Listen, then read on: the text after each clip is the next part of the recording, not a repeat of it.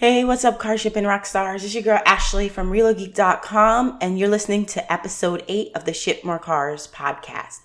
On this episode, I wanted to share my personal thoughts on whether or not I believe Central Dispatch should be regulated or micromanaged. Meaning, should Central Dispatch control the pricing?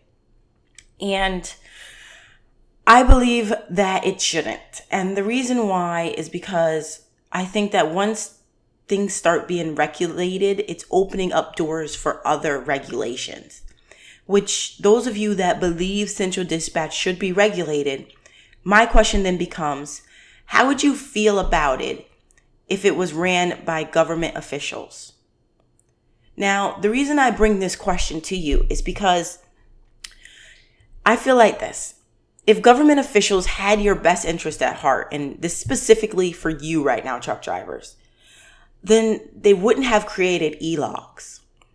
And the thing about e-logs, some drivers might argue it helps them because they don't have to worry about doing logbooks or incorrectly doing logbooks.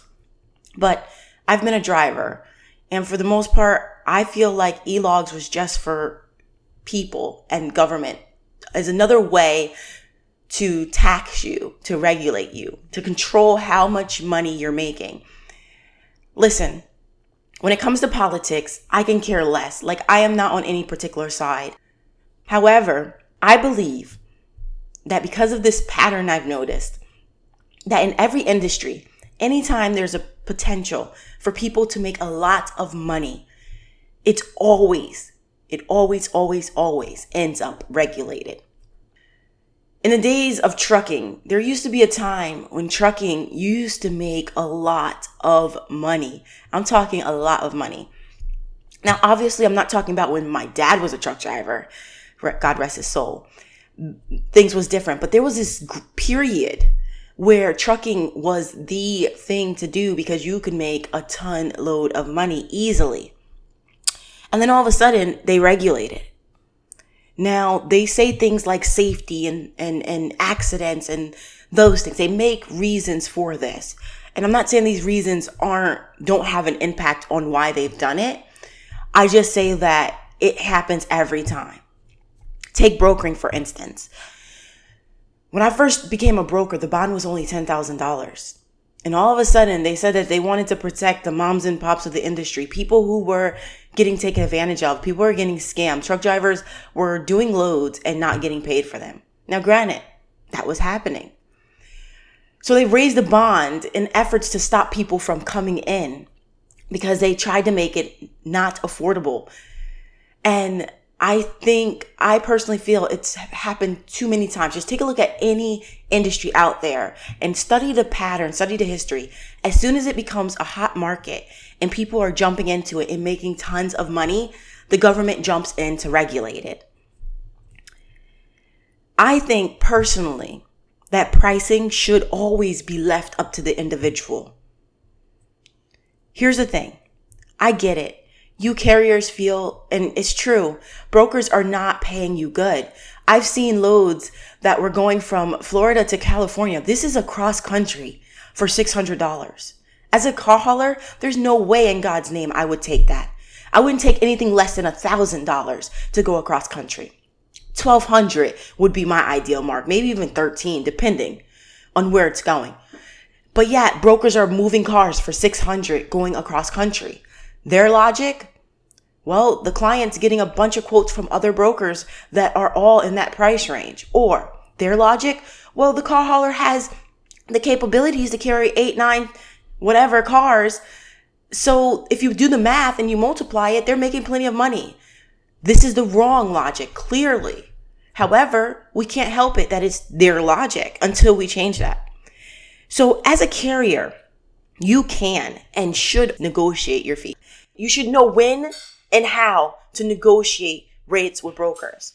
And shameless plug, but this is something that I talk about in my course, Haul and Hustle, because it is so important. Nobody talks about this. The broker's fee is not set in stone. Now, again, I cover this in my course, and one thing that I want to say, this doesn't mean that you should jump down the broker's throat insulting them about their loads. There's a right way and the not so right way to negotiate loads. Because at the end of the day, they're human beings. We're all human beings. And the one thing I know about human nature is that we all simply just want to be liked and loved, despite what you might say or think. So with that, I strongly believe that by educating brokers and you call haulers on running profitable businesses and the ways to do it by working together, the consumers will fall in line. Now, one of my personal mentors that I've looked up to always say that the consumers dictate the market. And as much as I love him and I believe that he's right in almost all industries, I think in our case, in the case of brokers and call haulers, in the case of auto transport, it's the other way around. You, the brokers, and you, the call haulers, control the market. But at the top is the brokers, because the brokers are the ones that are dictating the prices to the customers and then putting it on Central. And then other brokers are seeing those brokers and they're falling in line with whatever those brokers are saying.